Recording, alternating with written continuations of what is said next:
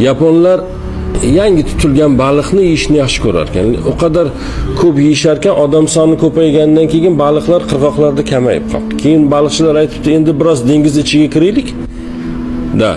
U yerdan baliq olib kelaylik.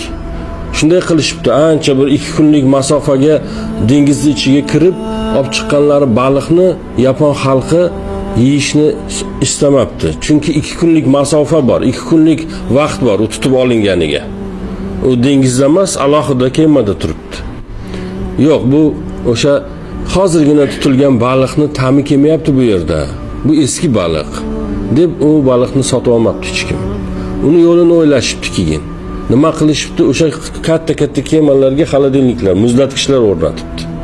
Baliqlarni tutishi bilan ular buzilib qolmasligi uchun, ya'ni eskirib qolmasligi uchun muzlatgichlarga solib olib kelishibdi. Lekin baribir Yapon xalqi muzlatgichga solingan baliqning ta'mi ham baribir toza tutilgan, hozir tutilgan baliqning ta'miga yaqin emas hatto deyishibdi. Keyin boshqa yo'lini o'ylab topishibdi. O'sha kemalarning ichiga akvariumlar qilishibdi katta.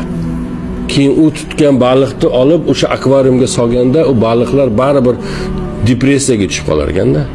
Haqiqatan ichidan buzilish bo'lgani uchun u baliqning ham ta'mi hozir tutilgan baliqning ta'midek bo'lmabdi. Oxiri ko'p o'ylashibdi, o'ylab topishibdi. Hozir aytsam hayron qolasiz. O'sha akvariumning ichiga 2 ta akula tashlab qo'yadigan bo'lishibdi. Boyagi akula baliqlarni quvgan bo'lar ekan, boyagilar hayotga bo'lgan intilishi orqasidan o'zidagi soflikni, tozalikni yo'qotmas ekan. Biz bugun tamoman uni teskarisini qilamiz. Muammolar yo'q bo'lishini istaymiz hayotimizda. Baliqlar muammosiz yomon buzilib qolganda, inson ham muammosi buzilib qoladi. Bizga o'sha 2 ta akula kerak-da hayotimizga har doim. Bizni harakatlantirib turadigan, bizni halol bo'lib turishga undaydigan, bizni to'g'ri bo'lib turishga undaydigan, nafaqat majbur qiladigan akulalar kerak bizga. Biz hayotimiz davomida unday narsalar bizda bo'lmasligini istaymiz. Qochishni, qutulishni, hech kim bizni bezovta qilmasligini, hayotda hech bir muammo bilan duch kelmasligimizni, bir joylardan ishimiz osonroq bitishini va bu bitishi uchun hatto bir narsalarni ham insonlarga ishi bitguncha eshakni tog'a deydigan holatlarni ham bir shaklda yashashga rozi bo'lamiz. Bitta sabab bilan, shu muammo meni hayotimda bo'lmasa qutulishni istaymiz. Lekin vaholanki u bizga kerak ekan, u bizni jiddiy jahd bilan harakat qilishimizda, oyoqda turishimizda, ruhan, jisman kuchli bo'lishimizda, irodamizni baquvvat bo'lishi uchun u muammolar bizga kerak ekan.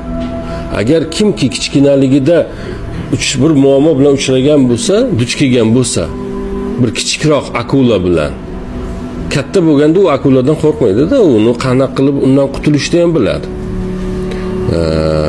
Biz ham hayotimizda qancha ko'p muammolar bilan yuzlashsak, biz ularga qarshi bizda immunitet paydo bo'ladi.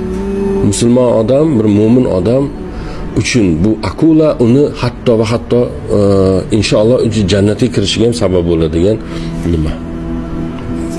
Sabab. O'shaning uchun agar bugun bizni atrofimizda biz tushunmayotgan, bizni qiynayotgan, bizga tinchlik bermayotgan narsalarning borligi bu bitta sabab bilan bo'ladi. Biz tirikligimiz uchun bor. Birorta qabrning ichidagilarda unday muammo yo'q. Yoki hali aqli joyiga kelmagan yoshlarda unday muammolar bo'lishi ham mumkin emas. Bizda bormi? Demak, bizda imtihon boshlanganini dalolati bu. Imtihon bo'layotganini dalolati. O'sha akula bizning imtihonimiz. Biz bu imtihondan qochib qutula olmaymiz. Buni his qilib yashash har qanday kasb egasini, har qanday tirik odam uchun bu katta bir yutuqdir. Buni his qilib, doimiy o'zini oldida o'zi hisob berib yashash bu hayotdagi eng go'zalidir.